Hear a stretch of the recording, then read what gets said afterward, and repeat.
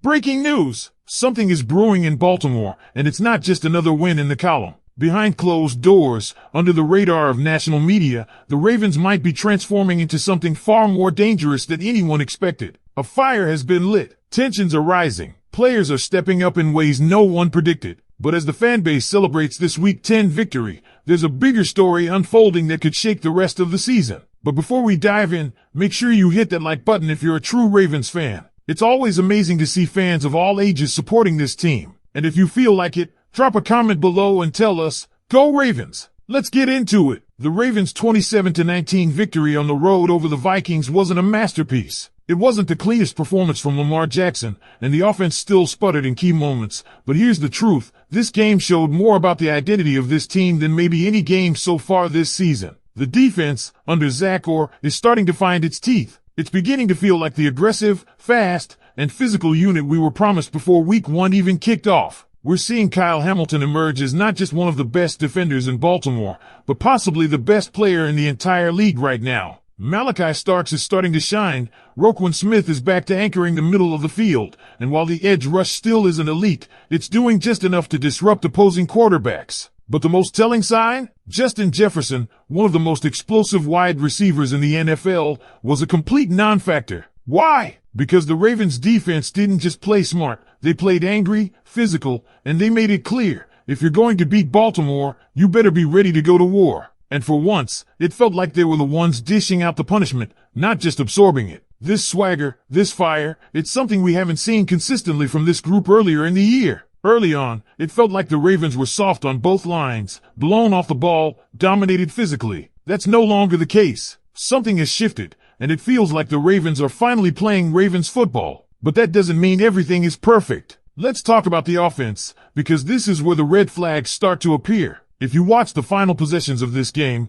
or any of the other close games this season, you know exactly what I'm talking about. There's a growing concern about the offense's ability to close out games when it matters most. In 3 separate games this season, including this Week 10 matchup, the Ravens had chances late in the fourth quarter to seal the win with just one more first down. And at each of those moments, they failed. Against Minnesota, it was 3rd and 4 with a chance to ice the game. They came up short, again. It's becoming a pattern, and not a good one. It begs the question, can this offense deliver in crunch time? Because come playoff time, those moments decide everything. The defense can't always bail you out. You need your MVP caliber quarterback to step up. You need your star running back to get those tough yards. But here's where the offensive line comes under fire, and this might be the most overlooked problem on the team right now. It's the guards. Plain and simple. The interior offensive line is not holding up. And when you've got someone like Derrick Henry in the backfield, who thrives on getting downhill and running through contact, it's absolutely critical that the guys in front of him win at the line of scrimmage. Right now, they're not. And the result? Henry is being asked to make miracles happen behind the line of scrimmage. That's not his game. He needs a crease, a lane, anything.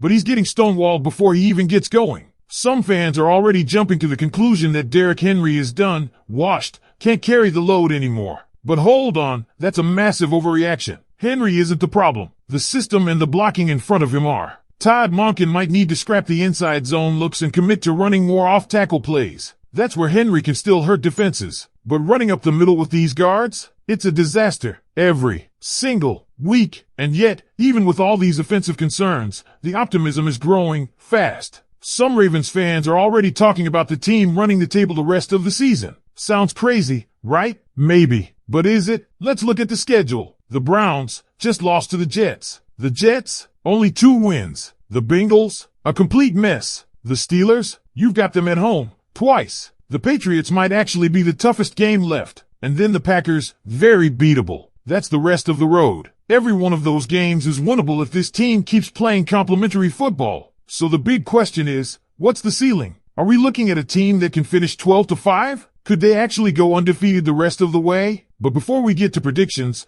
let's talk about one more massive turning point in this season, Zach Orr. The first few weeks of the season, there were fans calling for his job. And it wasn't just the fans, analysts, insiders, even some former players were questioning whether he was ready for this role. But credit where it's due, he turned it around. Let's pick up right where we left off. The heart of this team is undoubtedly its defense right now, but we can't overlook the urgency with which the offense needs to evolve if the Ravens truly want to make a Super Bowl run. and that urgency grows louder with every failed third and short, every stalled red zone trip, every wasted opportunity to put a game away before it gets tense in the final minutes. Lamar Jackson deserves better protection. Derrick Henry deserves better blocking. And Ravens fans deserve a cleaner offensive performance in key moments. Because as electric as this defense has become, you can't expect them to be perfect every week. There will come a game where the defense gets beat, where the other quarterback is hot, where the breaks don't go your way. And in that moment, it's going to come down to whether this offense can rise up and say, "We've got this." Right now, there are flashes of that confidence,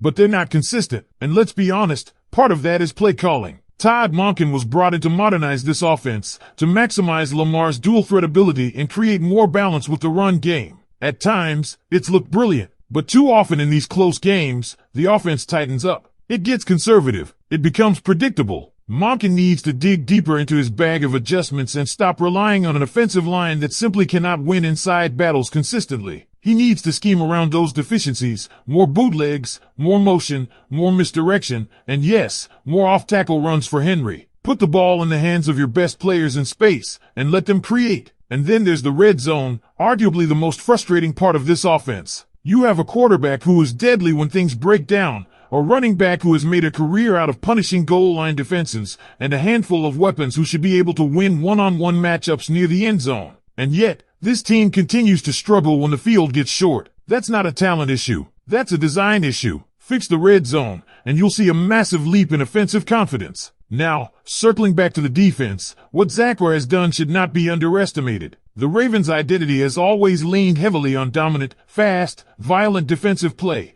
and has reignited that spark. He's no longer just figuring it out as a first-year defensive coordinator. He's actively out-scheming offenses. He's putting players in position to succeed. And most importantly, the unit is playing with unity and purpose. Malachi Starks is growing every week into a difference maker. Kyle Hamilton, already an elite hybrid safety, is showing signs of Defensive Player of the Year level impact. Roquan Smith is steady, ruthless, and still one of the most intelligent linebackers in football. There's a backbone here that's strong enough to carry them deep into January. But it's not just about star power. This defense is swarming. They're gang tackling. They're winning third downs. They're generating turnovers. That's the formula. And if they can sustain that edge week after week against opponents who are now circling the Ravens as a target, it's going to mean something come playoff time. And that brings us to the final stretch of the regular season. This schedule isn't easy, but it's very manageable. There are no juggernauts left. There's no Kansas City, no San Francisco, no Miami on this slate. Instead, it's teams with problems, teams in flux. The Browns just lost to the Jets. The Jets can't find defense. The Bengals are in a free fall. The Patriots look hopeless. The Steelers? Still gritty, but beatable, especially in Baltimore. If the Ravens can clean up the offense, even a little, there's a real chance they don't lose another game this regular season. That's not just hype. That's based on what this team has already shown they can do when everything is clicking. But that's a big if. Can Monken make the right adjustments? Can the offensive line step up? Or will the staff find creative ways to compensate? Can Lamar play loose and aggressive when it matters most? And most importantly, can the offense start to complement the defense instead of leaning on it to win every game? This is where the season pivots. The Ravens